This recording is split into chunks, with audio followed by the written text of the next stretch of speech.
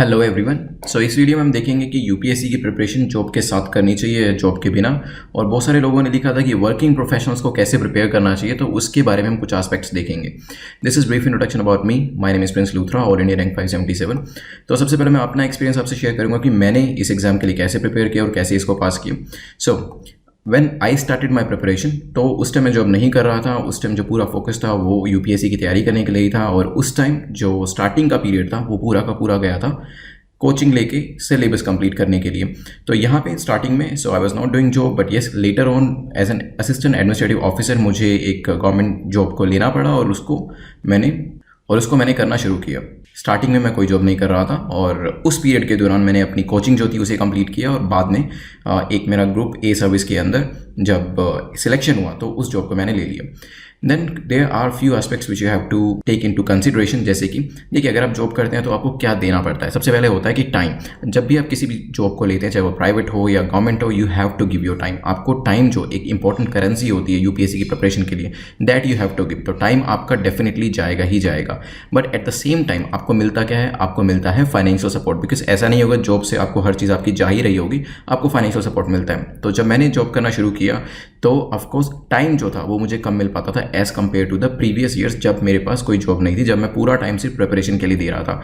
लेकिन एक चीज़ अच्छी थी, वो ये था फाइनेंशियल सपोर्ट। मैं नोट्स खरीद सकता था अपने पैसों से कोचिंग ज्वाइन कर सकता था, ऑनलाइन कोचिंग देख सकता था। बहुत सारी चीज़ें ऐसी थी, बहुत सारे अपने काम थे जिसको मैं अपने ही जरिए पे कर सकता था। बट सबसे इंपॉर्टेंट चीज़ जो मुझे जॉब करते हुए मिली वो थी एक रूटीन।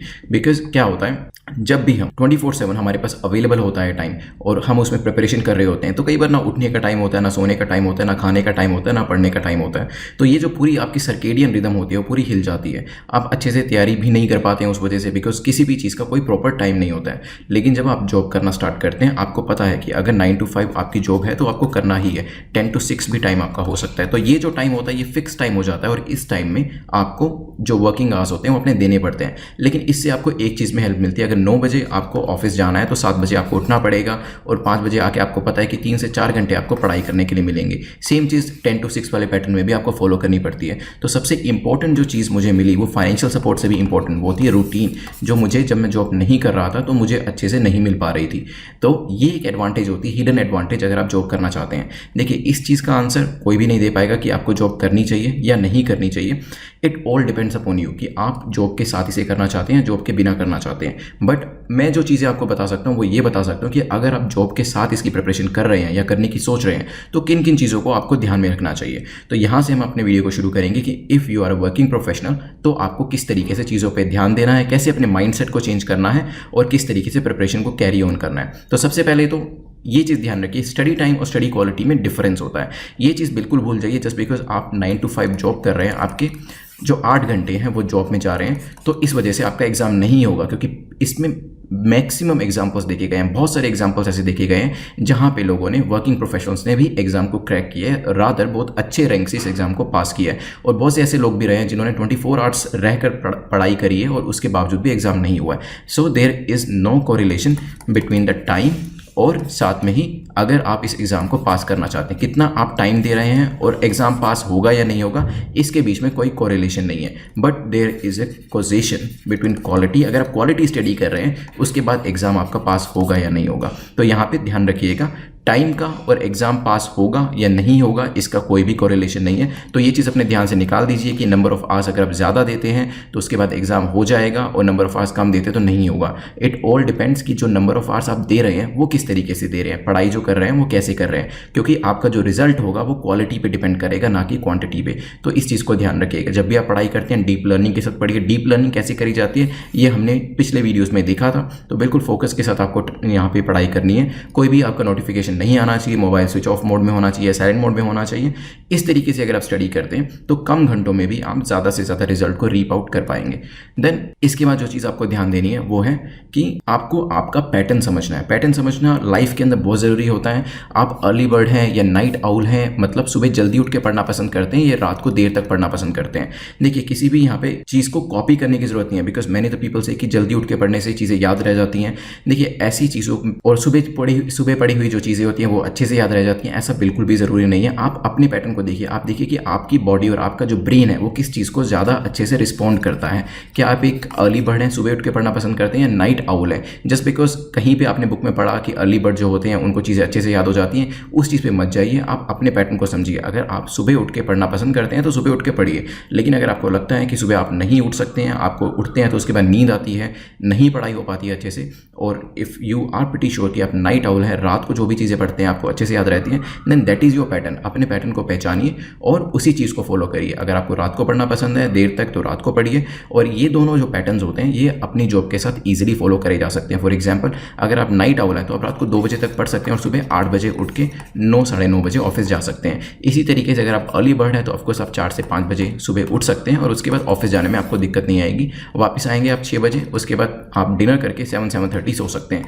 तो आप दोनों ही पैटर्न जो है अपनी जॉब के साथ इनकॉर्पोरेट कर सकते हैं। अगर आपको नहीं पता है कि आप अर्ली बर्ड हैं या नाइट आउल हैं, मैं यही कहूँगा आपको एक हफ्ता दोनों चीज़ें प्रैक्टिस करके देखिए। एक हफ्ता सुबह जल्दी उठ के पढ़ के देखिए, एक हफ्ता देर तक पढ़ के देखिए, तो आपको समझ में आ जाएगा कि कब आपको चीज़ें अच्छे से समझ में आ रही हैं, अच्छे से आप रिटेन कर पा रहे हैं, मेमोराइज कर पा रहे हैं। तो इससे आपको आपके पैटर्न का पता चल जाएगा। तो यहाँ पे आपको ये चीज़ रिकग्नाइज करना बहुत ज़रूरी है, क्योंकि आपको नंबर ऑफ आवर्स, अगर आप वर्किंग प्रोफेशनल हैं, बहुत कम मिलते हैं। मतलब 3 से 4 घंटे हो सकते हैं एक दिन में मिल जाएंगे आपको। तो उन 3 से 4 घंटों को आपको बहुत अच्छे से यूटिलाइज़ करना है। उसके लिए आपको अपने पैटर्न को समझना बहुत ज़रूरी होगा। तो अपने पैटर्न को ज़रूर समझिएगा, उसी के बाद जो रिजल्ट है वो आपके आ पाएंगे। अदरवाइज़ हमेशा से ही जो परफॉर्मेंस रहेगी वो बिलो एवरेज रहेगी। तो इस चीज़ को ज़रूर अप्लाई करिएगा। देन एक और चीज़ जो वर्किंग प्रोफेशनल्स के लिए काफ़ी इंपॉर्टेंट होती है, ध्यान रखिएगा, आपके जो वीकेंड्स होते हैं ना, वो हर दूसरे व्यक्ति के लिए जो जॉब नहीं कर रहे हैं उसके लिए तो हर दिन ही वीकेंड है, क्योंकि उसके पास 24/7 टाइम अवेलेबल है, जो कि आपके पास नहीं है। इवन तो मैं ये कह चुका हूँ कि नंबर ऑफ आवर्स मैटर नहीं करते हैं, बट फिर भी आप एग्जाम में जितना भी नंबर ऑफ आवर्स यूज़ कर सकते हैं पढ़ाई के लिए, उसको यूज़ करिए। सो योर वीकेंड्स जो होंगे वो आपको इंटेलिजेंटली यूज़ करने हैं। देखिए, बहुत बार आपका मन करेगा कि वीकेंड्स पे आप एक मूवी देखने चले जाएँ या फिर मॉल में घूमने चले जाएँ, कोशिश करिए उसको मत करिए। रीज़न यही है क्योंकि मंडे टू फ्राइडे वैसे ही आपके पास टाइम कम है, आप हर दिन 8 घंटे जो हैं वो जॉब में दे रहे हैं। उसके बाद भी अगर सैटरडे संडे को आप अच्छे से यूटिलाइज़ नहीं करेंगे तो प्रॉब्लम हो जाएगी। तो ये जो चीज़ें हैं, अगर आप 1 वीक में हाफ अ डे देना चाहते हैं तो ये उन लोगों के लिए ठीक है जो कि 24/7 अवेलेबल है, जिनके पास जो जॉब नहीं कर रहे हैं। लेकिन आपको अपने सैटरडेज़ और संडेज़ को बहुत अच्छे से यूज़ करना है। वो सारी चीज़ें कवर करनी है जो आप पूरे वीक में मंडे टू फ्राइडे तक नहीं कवर कर पाए, या फिर वो जो चीज़ें आपको रिवाइज करनी है जो आपने मंडे से फ्राइडे तक पढ़ा है। टेस्ट सीरीज़ आपको अटेम्प्ट करनी है और बहुत सारी चीज़ें जो है आपको इन दोनों दिनों के अंदर कंप्लीट करनी पड़ेगी। तो ये बिल्कुल अच्छे से ध्यान रखिएगा कि अपने वीकेंड्स को आपको अच्छे से यूज़ करना है, किसी भी टेम्पटेशन में आके टाइम को वेस्ट नहीं करना है। इसके अलावा एक चीज़ मैं आपको जो और बताऊंगा वो ये है कि बहुत सारी चीज़ों को आपको आउटसोर्स करना पड़ेगा। देखिए, क्योंकि आप जॉब कर रहे हैं तो बहुत आपके पास फाइनेंशियल सपोर्ट तो अवेलेबल है। अब आपको घर से पैसा लेने की ज़रूरत नहीं है, आप चाहें तो अपने पैसों को अपने तरीके से यूज़ कर सकते हैं। तो कोशिश करिए बहुत सारी चीज़ों को ऑटोमेशन पे डालने की, और बहुत सारी चीज़ों को आपको आउटसोर्स करना पड़ेगा। किस तरीके से? फॉर एग्जांपल देखिए, एक ये आप कह सकते हैं ब्रेन आपको ट्रिक करता है। बहुत सारी चीज़ें आप खुद करना शुरू करते हैं, जैसे कि आप खुद लॉन्ड्री करना शुरू कर देते हैं जब आप जॉब कर रहे होते हैं, तो खुद ही कुकिंग करना शुरू कर देते हैं, बाहर जाते हैं ग्रोसरी शॉपिंग करने के लिए। इन सब चीज़ों में बहुत ज़्यादा टाइम वेस्ट हो जाता है। तो मैं यही कहूँगा कि आप इन एक्टिविटीज़ को आउटसोर्स कर सकते हैं। कपड़े किसी और से धुलवा सकते हैं, उसको पे कर सकते हैं। एक कुक रख सकते हैं जो आके आपका खाना बना दें, और ग्रोसरी शॉपिंग के लिए ऑनलाइन एप्लीकेशन जो होती हैं उनको यूज़ कर सकते हैं, ताकि इन सब चीज़ों में आपका टाइम वेस्ट ना हो। क्योंकि ऑलरेडी आपको पता ही है कि दिन में 3 से 4 घंटे ही आपको मिल पा रहे हैं, उन 3 से 4 घंटों को आपको बहुत इंटेलिजेंटली यूज़ करना पड़ेगा। अगर आप ये मंडेन वर्क्स में जो डेली चोर्स होते हैं इसके अंदर आप अपने टाइम को वेस्ट कर देंगे तो ये 3 से 4 घंटे आपको नहीं मिल पाएंगे, और ये सब चीज़ें जो होती हैं ये आपको थका भी देती हैं। आप फूड कुक करने लगते हैं, कपड़े धोने लगते हैं, तो इसमें बहुत ज़्यादा टाइम भी जाता है, and then you feel tired, और उसके बाद जो 3 से 4 घंटे का टाइम होता है वो भी आपको सही से यूज़ नहीं कर पाते हैं। तो ध्यान रखिएगा, क्योंकि you are now a working professional, use your money to work for you. जितनी भी चीज़ें आउटसोर्स कर सकते हैं आउटसोर्स करिए। आपको यहाँ पे कोई भी चीज़ परचेज नहीं करनी है, आपको सिर्फ एक चीज़ परचेज करनी है, that is time. You have to steal the time, you have to purchase the time, ताकि आपकी प्रिपरेशन में आपको सपोर्ट मिल सके। इसके अलावा मैंने ये भी देखा है, मेरे कुछ फ्रेंड्स हैं जो कि 9 to 5 जॉब कर रहे थे, अभी भी ऐसे जॉब कर रहे हैं और उसके साथ प्रिपरेशन कर रहे हैं, and they keep on criticising अपनी 9 to 5 जॉब। अपनी जॉब को क्रिटिसाइज करते रहते हैं कि मेरा जो एग्जाम है वो इस जॉब की वजह से नहीं हो रहा है। Please stop doing that. Reason is you don't know. मैंने काफ़ी सारे अपने फ्रेंड्स को देखा जो 9 to 5 जॉब कर रहे थे, एग्जाम नहीं हो रहा था, जॉब छोड़ दी, उसके बाद भी एग्जाम नहीं हुआ। तो जॉब को क्रिटिसाइज करना बंद करिए कि ये जो जॉब है इसकी वजह से मैं एग्जाम नहीं कर पा रहा हूँ। इससे क्योंकि आपका एक माइंड सेट जो होता है, एक फेलियर माइंड सेट, वो डेवलप होता है। होता है उसको मत डेवलप होने दीजिए, क्योंकि you don't know whether it is because of the job और बिकॉज ऑफ यू। आप अपनी स्ट्रैटेजी की वजह से एग्जाम क्रैक नहीं कर पा रहे हैं या फिर जॉब की वजह से क्रैक नहीं कर पा रहे हैं, तो जॉब को ब्लेम करना बिल्कुल ही बंद करिए, क्योंकि जॉब से ही आपको फाइनेंशियल सपोर्ट मिल रहा है जिससे आपके जो ड्रीम्स हैं वो अलाइव रह पा रहे हैं। तो जॉब को एक तरीके से मीडियम की तरह लीजिए कि आपकी जो जॉब है वो आपके यूपीएससी के ड्रीम को अचीव करने के लिए सिर्फ एक मीडियम है। अगर आप इस तरीके से सोचने लगेंगे तो डेफिनेटली आपको यहाँ से कॉन्फिडेंस भी मिलेगा और आप अपनी जॉब को भी इंजॉय करने लगेंगे, क्योंकि नाउ आपको पता है कि आपको पूरी ज़िंदगी ये जॉब नहीं करनी है, आपको सिर्फ 1 या 2 साल ही ये जॉब करनी है और ये जो जॉब है आपको आपके ड्रीम तक ले जाने में हेल्प कर रही है। तब आप अपनी जॉब को भी पसंद करना शुरू करेंगे और आपकी जो प्रिपरेशन होगी उसको भी पसंद करना शुरू करेंगे और इवेंचुअली एग्जाम को पास करेंगे विद अ पॉजिटिव माइंडसेट। तो अपनी जॉब को क्रिटिसाइज करना बंद करिए और इसको रादर यूज़ करिए किस चीज़ के लिए, अपने ड्रीम को अचीव करने के लिए, अपने यूपीएससी के ड्रीम को अचीव करने के लिए। ये कुछ चीज़ें थी जो मैंने आपसे शेयर करी। इसके अलावा एक लास्ट चीज़ मैं आपसे शेयर करना चाहता हूँ जो कि काफ़ी इंपॉर्टेंट है, that is the role of your boss. तो किसी भी कंपनी में आप काम कर रहे हैं, वो प्राइवेट कंपनी हो सकती है, आपकी गवर्नमेंट कंपनी हो सकती है, वहाँ पे आपके जो बॉस है जिसको आप रिपोर्ट करते हैं उसका काफ़ी इंपॉर्टेंट रोल रहता है। अगर आपका बॉस अच्छा है तो वो आपको लीव भी दे देता है, पढ़ाई करने के लिए छुट्टी दे देता है और एग्ज़ाम लिखने के लिए भी परमिशन दे देता है, ज़्यादा परेशान नहीं करता है। But this call you have to take. आपको अपनी यूपीएससी ड्रीम के बारे में अपने बॉस को बताना है या नहीं बताना है, that call you have to take. अगर आपको लगता है कि आपका बॉस जो है वो सपोर्टिव नहीं है और वो आपको सपोर्ट नहीं करेगा इस जर्नी के अंदर, तो उसको बताने की ज़रूरत नहीं है।